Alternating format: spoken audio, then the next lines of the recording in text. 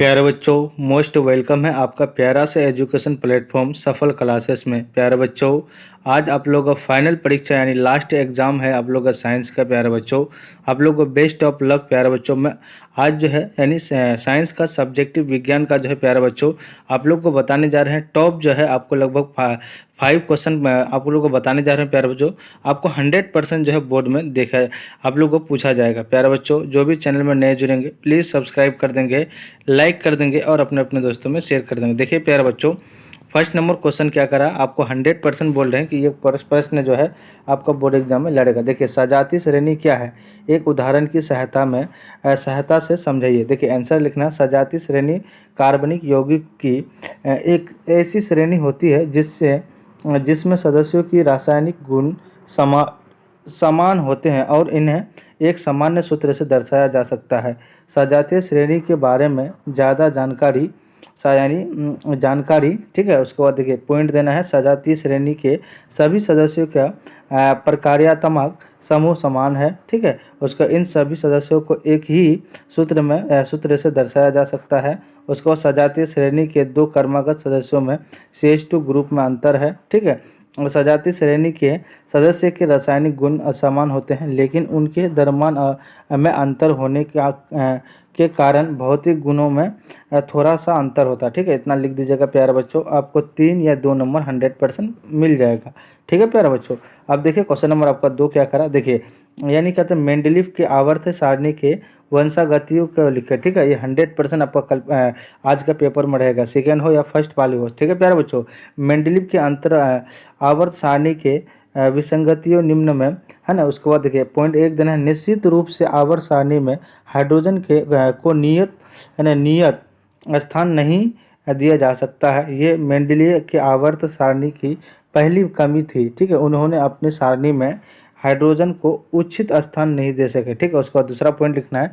Mendeleev आवर्त सारणी में समस्थानिकों को और नोबल गैसों के लिए कोई स्थान नहीं दिया है, ठीक है। इतना लिख दीजिएगा प्यारे बच्चों, आपको जो है नंबर जो है आपको 2 से 3 नंबर मिल जाएगा। क्वेश्चन नंबर 3 क्या करा प्यारे बच्चों। देखिए कह रहा है विभिन्न प्रकार के हाइड्रोकार्बन के नाम उदाहरण सहित लिखे। तो लिखना है आंसर। देखिए हाइड्रोकार्बन के कुछ उदाहरण ये है।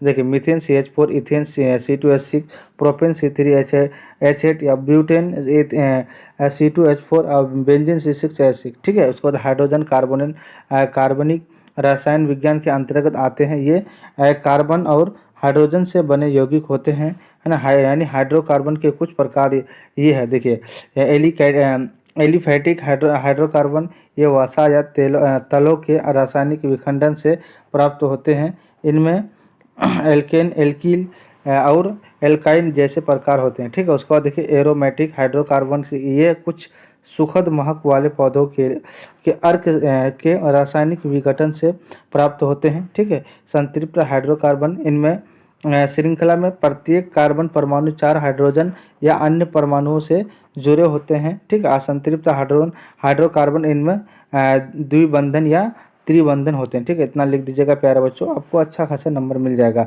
अब देखिए क्वेश्चन नंबर आपका क्या करा 4 करा। क्या होता है जब धातु जल के साथ अभिक्रिया करती है। तो लिखना है जल के साथ है ना अभिक्रिया करके धातु हाइड्रोजन गैस बनाता है। धातु गैस तथा धातु ऑक्साइड उत्पन्न करती है। जो धातु ऑक्साइड जल में घुलनशील है, जल में घुलकर धातु ऑक्साइड हाइड्रो ऑक्साइड प्रदान करते हैं, लेकिन सभी धातुएं जल के साथ अभिक्रिया नहीं करती है। देखिए क्वेश्चन नंबर 5 कह रहा है दैनिक जीवन में pH का महत्व है, ठीक है। pH मुंह में पाए जाने वाले एमाइलेज एंजाइम के समुचित कार्य के लिए भी जिम्मेदार है। यह हमारे भोजन के पाचन के लिए महत्वपूर्ण है ना। pH मान में कोई भी परिवर्तन एंजाइम के कार्य क्षमता को प्रभावित कर सकता है। पौधे की वृद्धि के लिए मिट्टी की pH भी कारक है, ठीक है। इतना लिख दीजिएगा, आपको 2 नंबर मिल जाएगा, ठीक है प्यारे बच्चों। अब देखिए 6 नंबर कह रहा धातु और अधातु के बीच उनके भौतिक और रासायनिक गुणधर्म आधार पर विभेद कीजिए, ठीक है। अब लिखना है प्यारे बच्चों, कह रहा है क्या कि धातुओं और अधातुओं के बीच मुख्य अंतर उनके गुणों में निहित है। धातु ऊष्मा और बिजली की अच्छी संवाहक होती है, दिखने में चमकदार होती है और इन्हें मोड़ा या आकार दिया जा सकता है।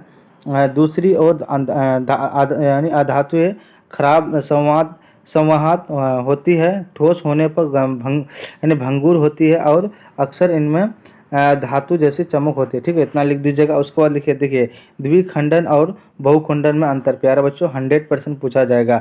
द्विखंडन जैसे कोई एक कोशिकीय जीव दो छोटे और लगभग समान भागों में बांट जाता है। द्विखंडन एक निर्धारित तल से होता है, लेकिन बहुखंडन में एक यानी कोशिकीय जीव एक साथ अनेक सततीय कोशिका में विभाजित हो जाता है।